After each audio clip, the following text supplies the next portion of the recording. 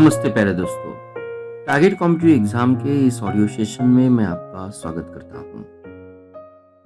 First MCQ या उसके importance related जो इंफॉर्मेशन हमारे पास आज हम शेयर करने वाले हैं, यहाँ हॉकी इंडिया के बारे में है। A player oriented web based platform has been launch by the hockey India. तो ये प्लेयर बेस्ड हीरोज कनेक्ट इसका नाम होगा। प्लेयर ओरिएंटेड एंगेजमेंट प्लेटफॉर्म होगा। अगर आपको ये पूछा जाता है कि हीरोज कनेक्ट ये प्लेटफॉर्म किस खेल से रिलेटेड है, तो हमारा आंसर जरूर हॉकी इंडिया होगा। As it is engagement platform है जिसका नाम हीरोज कनेक्ट है, तो ये डेटाबेस होगा हमारे प्लेयर का जिन्होंने भारत देश के लिए मेन और वुमेन के लिए हॉकी का रिप्रेजेंटेशन किया है। डेफिनेटली फॉर्मर और the current Indian hockey players इस डेटाबेस से जो भी इंफॉर्मेशंस है, जो भी उनके लिए इम्पोर्टेंट सुर्खियां होगी related to the men's and the women's hockey player, they can discuss it, they can share it. शायद उनके लिए ये मोटिवेशन जरूर हो सकता है। हमारे लिए हॉकी इंडिया ये जिसके अंतर्गत आती है, उसकी स्थापना 20 मई 2009 में हुई थी। इसका हेडक्वार्टर न्यू दिल्ली में है और मिनिस्ट्री ऑफ यूथ अफेयर्स और स्पोर्ट ये रिस्पॉन्सिबल होती है हमारे देश में हॉकी या बाकी खेलों का प्रमोशन करने के लिए। तो समराइज करके हीरोज कनेक्ट ये हॉकी इंडिया ने एक इंटरैक्टिव प्लेटफॉर्म डेवलप किया है। That's all. नेक्स्ट बात आती है, संयुक्त राष्ट्र के सर्वेक्षण के अनुसार भारत ने सीमा पार व्यापार को आसान बनाने के मामले में अपनी रैंकिंग सुधार किया है। तो ease of cross border trade उसकी जो रैंकिंग संयुक्त राष्ट्र ने दी है according to the UN survey के मुताबिक, इस सर्वे का जो नाम है United Nation global survey on digital and sustainable trade facilitation. इस सर्वे का नाम है United Nation global survey on digital and sustainable trade facilitations, जिसमें 143 इकोनॉमी का सर्वे किया गया था। और ये जो मेन पैरामीटर्स थे, ये ट्रेड फैसिलिटेशन के बारे में पैरामीटर्स थे। तो ऑलमोस्ट 2021 में भारत के लिए जो कुल मिला के रैंकिंग मिली है, ये 19.32% है। लास्ट 2 ईयर में मीन्स 2019 में ये रैंकिंग 78 थी। तो 78 से छलांग लगा के भारत का 90% पॉइंट ऑलमोस्ट 19.32 रिकॉर्ड डेफिनेटली एक हाई परफॉर्मेंस है। इसलिए हमने कहा कि इस सर्वे के अनुसार भारत में अपने रैंकिंग में सुधार लाया है। नंबर ऑफ पैरामीटर उसमें चेक किए जाते थे, लाइक जो ट्रेड फैसिलिटेशन के अंतर्गत ट्रांसपेरेंसीज है, फॉर्मेलिटीज है, इंस्टीट्यूशनल अरेंजमेंट एंड कोऑपरेशन है या पेपरलेस मोड है। इवन यहाँ नंबर ऑफ ओईसीडी कंट्रीज और ईयू कंट्रीज है, उनमें से भी भारत की ranking 19.32, this is definitely good ranking है। तो हमारे लिए क्वेश्चन आ सकता है कि इस सर्वे का नाम क्या था, ये सर्वे किसने कंडक्ट किया था, भारत की रैंकिंग का नंबर कितना है। तो भारत की रैंकिंग का नंबर 19.32% है 2021 के लिए। और ये सर्वे हमेशा 2 साल में या 2 साल के बाद किया जाता है। और इस सर्वे का जो नाम है United Nation global survey on digital and sustainable trade facilitation आता है। नेक्स्ट थर्ड पॉइंट को हम कवर करने की कोशिश कर लेते हैं। 20 जुलाई यह हमारे देश में इनकम टैक्स डे या आयकर दिवस के तहत हम उसको सेलिब्रेट करते हैं। इसलिए हम सेलिब्रेट करते हैं कि 24 जुलाई 1860 को सर जेम्स विल्सन ने 1857 का जो प्रथम स्वतंत्रता संग्राम के समय ब्रिटिश सरकार की जो नुकसान हुई थी, उसकी नुकसान की भरपाई के लिए भारत में आयकर की शुरुआत की थी। तो इसीलिए 2010 से हम हमारा डिपार्टमेंट ऑफ इनकम टैक्स 24 जुलाई को आयकर दिवस के रूप में चिन्हित करने के लिए उसे मनाया जाता है। आयकर विभाग, इनकम टैक्स डिपार्टमेंट, ये डिपार्टमेंट ऑफ रेवेन्यू जिसे हम राजस्व विभाग कहते हैं, और मिनिस्ट्री ऑफ फाइनेंस, यहाँ पे मिनिस्ट्री ऑफ फाइनेंस के अंतर्गत आता है। और इसका जो हेड होता है, it is headed by the central board of direct taxes, जिसे हम सीबीडीटी कहते हैं। सीबीडीटी का मतलब होता है central board of direct taxes. Direct tax के अंतर्गत इनकम टैक्स आता है, कॉर्पोरेट टैक्स भी आता है, और सीबीडीटी का जो हेडक्वार्टर है ये न्यू दिल्ली में स्थित है। और सीबीडीटी की स्थापना ये सेंट्रल रेवेन्यू एक्ट के तहत 1963 में हुई थी। तो 24 जुलाई हमारे लिए आयकर दिवस है। कब से सेलिब्रेट कर रहे हैं हम? 2010 से सेलिब्रेट कर रहे हैं। क्यों सेलिब्रेट कर रहे हैं? 20 जुलाई 1860 को भारत में इनकम टैक्स की शुरुआत हुई थी। नेक्स्ट क्वेश्चन है, इटली का नेपल सिटी पिक्चर्स में क्यों था, न्यूज में क्यों था? इटली का नेपल सिटी पिक्चर्स न्यूज में इसलिए था, जो G20 नेशंस है उनके जो एनवायरमेंट मिनिस्टर है उनकी मीटिंग यहाँ पे एंड हुई थी, और at the end of meeting में उन्होंने एक जॉइंट कम्युनिके रिप्रेजेंट किया था, इसलिए नेपल सिटी चर्चा में थी। ये संयुक्त विज्ञप्ति ने उन्होंने जो जैव विविधता है या संसाधना और कुशल उपयोग या सतत वित्तीय सस्टेनेबल फाइनेंस है इकोलॉजी ट्रांजिशन के लिए, इसके बारे में उन्होंने ज्वाइंट चर्चा की थी, और ये वीक लॉन्ग जो निगोशिएशन था उनका एक रिजल्ट था। देखिए हमारे एग्जाम्पल के लिए, एग्जामिनेशंस के लिए G20 नेशन की एनवायरमेंटल मीटिंग ये इसलिए इम्पोर्टेंस है कि कॉन्फ्रेंस ऑफ पार्टी जिसे COP26 कहते हैं, इस ईयर में यहाँ पे ग्रेट ब्रिटेन का ग्लासगो सिटी में नवंबर से कंटिन्यू या वर्कआउट होने वाली है। तो दिस इज G20 मीटिंग, यहाँ पे एक डिसीजिव स्टेप हो सकता है, माइट भी उनका जो जॉइंट कम्युनिके है या संयुक्त विज्ञप्ति है, ये जिन बातों पे उन्होंने चर्चा की है उस ग्लासगो कॉन्फ्रेंस ऑफ पार्टी में उसको डिस्कस किया जाएगा। और सबसे इम्पोर्टेंट बात, G20 लीडर समिट की मेजबानी यहाँ इटली कर रहा है, और G20 समिट इस साल अक्टूबर 2021 में कंक्लूड होने वाला है। G20 की स्थापना 1999 में हुई थी। मारियो ड्रैगी अभी फिलहाल अध्यक्ष है, और G20 में 19 देशों के साथ जो कमीशन उसका पार्ट है उसे हम यूरोपियन यूनियन कहते हैं।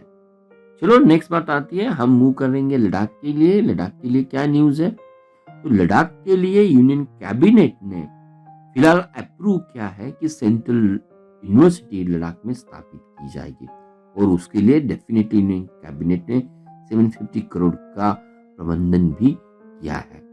तो जो भी रीजनल इम्बैलेंस है और हायर एजुकेशन की क्वालिटी को बढ़ावा देने के लिए यहाँ पे ये यूनिवर्सिटी ऑफ लद्दाख होगी, उसके अंतर्गत लेह कारगिल भी रीजन आएगा, और इसीलिए जो बिल इंट्रोड्यूस किया है उस बिल का नाम भी the central university amendment bill 2021 रहेगा।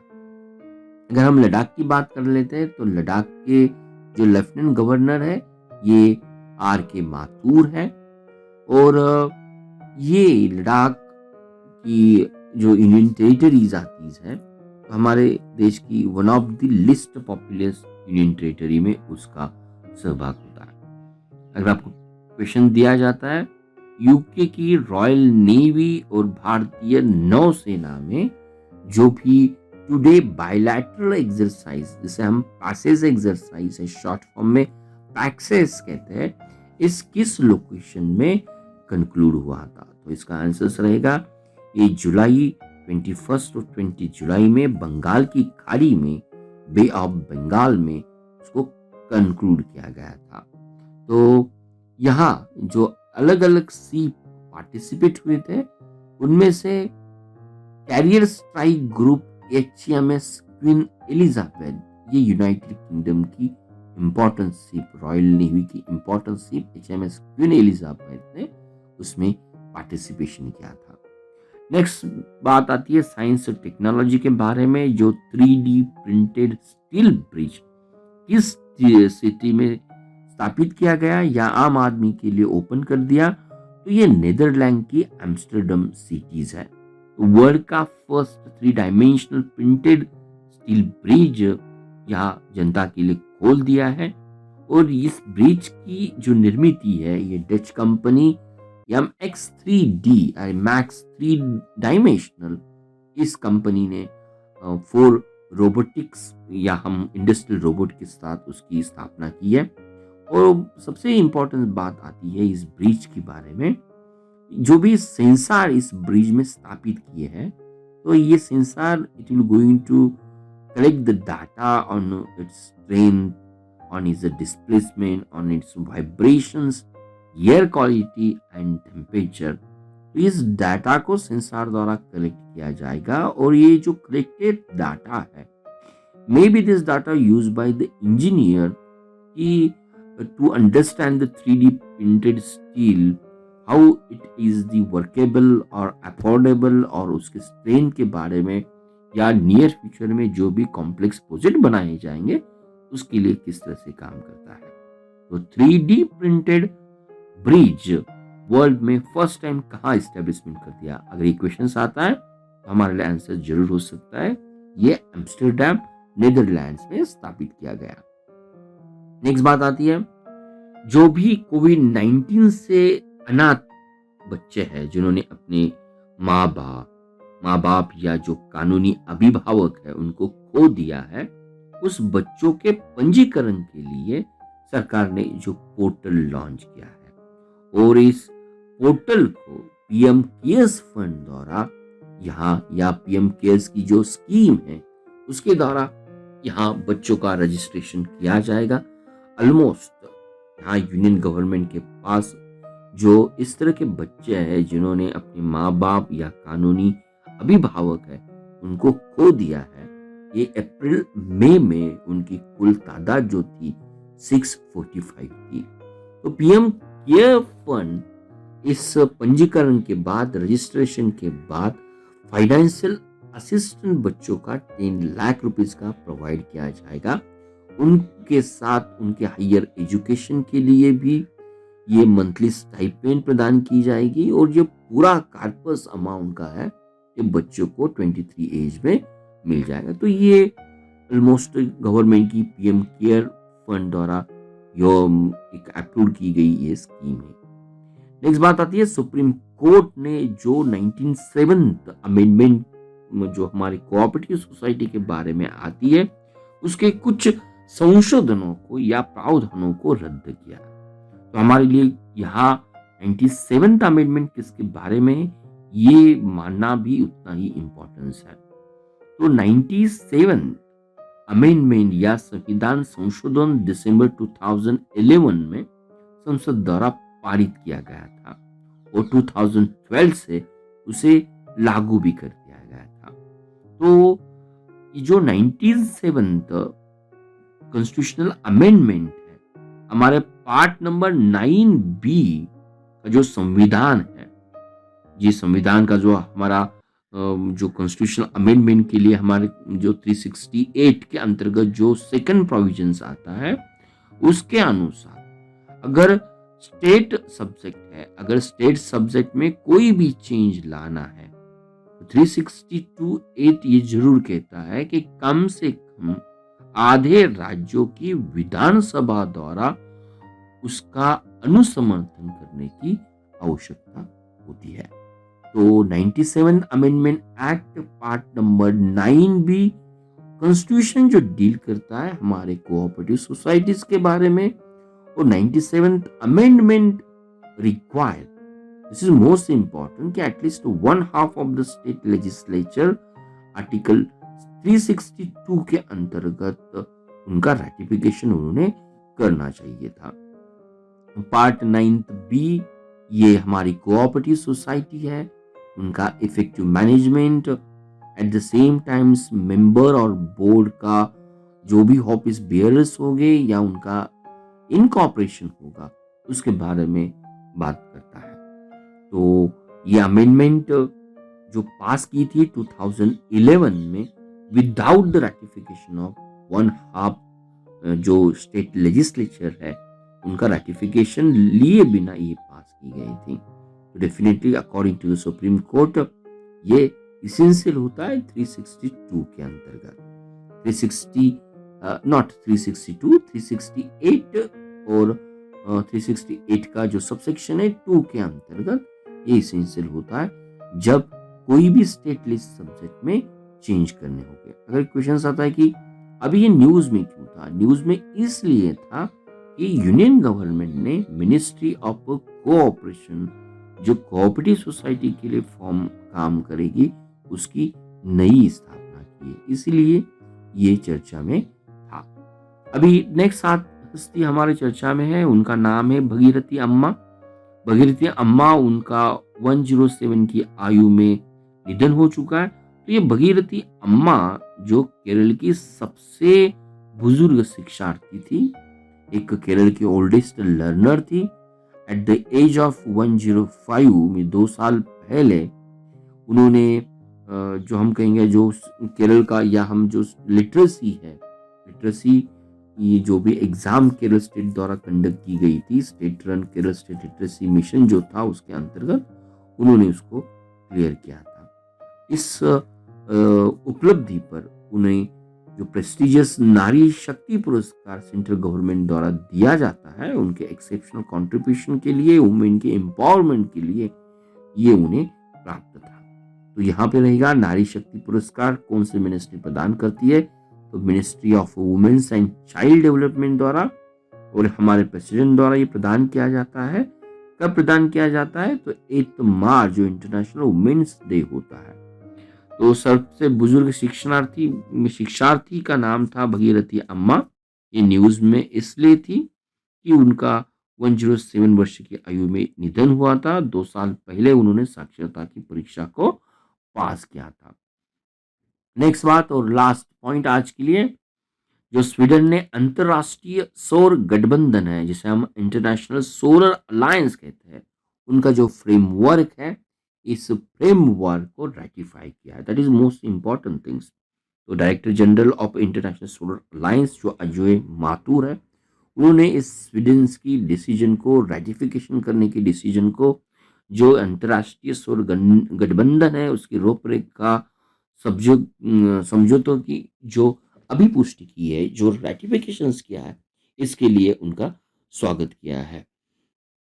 तो this is one most things. International solar alliance हम सभी लोग जानते हैं, पेरिस एग्रीमेंट जो 2015 में कॉन्फ्रेंस ऑफ पार्टी 21 में पंतप्रधान मोदी और फ्रांस के राष्ट्रपति द्वारा उसे संयुक्त रूप से आईएसए को लॉन्च किया था। और इस गठबंधन का मेन उद्देश्य सौर ऊर्जा को तेजी से और बड़े पैमाने पर उपयोग के माध्यम से पेरिस जलवायु समझौतों का कार्यान्वयन करने में योगदान करना है। ऑलमोस्ट ये कुछ इंपॉर्टेंट सुर्खियां थी आज के लिए। मुझे पूरी उम्मीद है आप एक बार उसको लिसन करके जरूर उसके एंजॉय करेंगे। Thank you very much.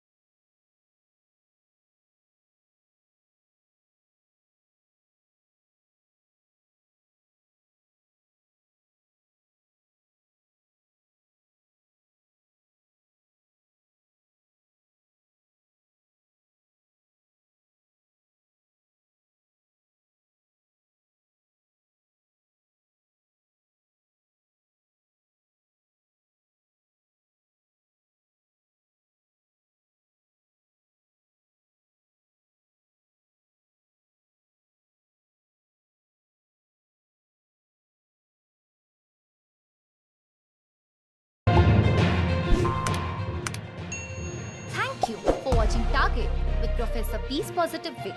We request you to be a voluntary donator to become our prime and pride motivator.